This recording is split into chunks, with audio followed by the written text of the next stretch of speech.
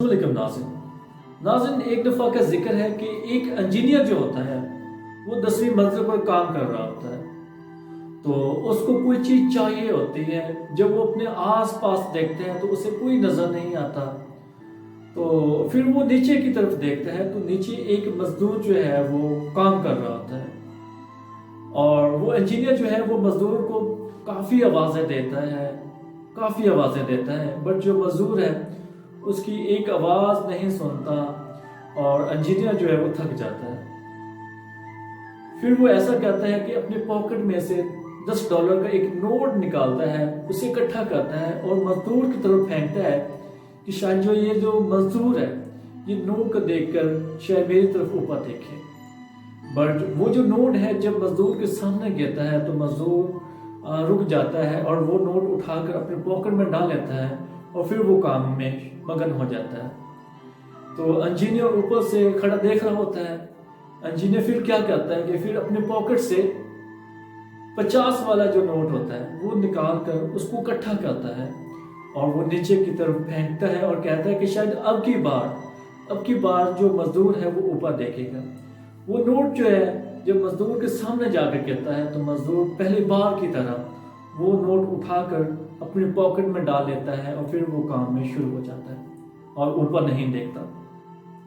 तो इंजीनियर जो है ये सभी चीज़ों को बहुत क्लोजली देख रहा होता है। फिर वो क्या कहता है कि वो एक बजरी का जो टुकड़ा होता है वो उठाता है और मजदूर को मारता है और वो बजरी का टुकड़ा मजदूर के जाकर सर पर लगता है। यूं ही लगता है मजदूर जो है वो ऊपर की तरफ देखता है। तो इंजीनियर जो है उसको जो जरूरी काम होता है वो बताता है और जो चीज़ें चाहिए होती है वो मंगवाता है। तो इसी तरह हमारी लाइफ में भी अल्लाह पाक हमें हर तरह की जो नेमतें हैं वो नवाजता है।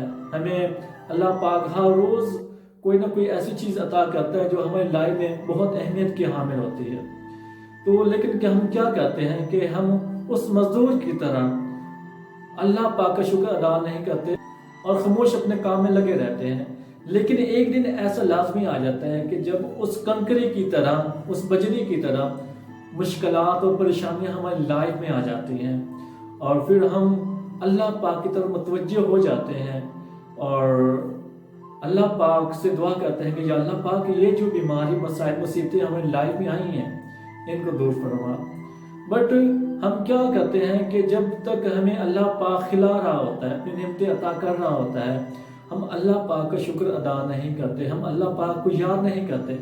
लेकिन जो ही हमारी लाइफ में कोई मुसीबत आती है, कोई परेशानी आती है, कोई गम आता है या कोई और सिचुएशन, ऐसी मुश्किलात आती है लाइफ में, तो फिर हम अल्लाह पाक की तरफ मुतवज्जे हो जाते हैं और अल्लाह पाक से गिड़गिड़ा कर दुआ करते हैं कि या अल्लाह पाक ये जो मुसीबत परेशानी हमारी लाइफ में आ चुकी है इसको रफ़ा फरमा। तो हमें चाहिए कि हर रोज़ हर वक्त जो है ना अल्लाह पाक की नेमतों का शुक्र अदा करें, क्योंकि जब हम अल्लाह पाक की नेमतों का शुक्र अदा करेंगे तो अल्लाह पाक हमें और ज़्यादा अपनी नेमतों से नवाजेगा।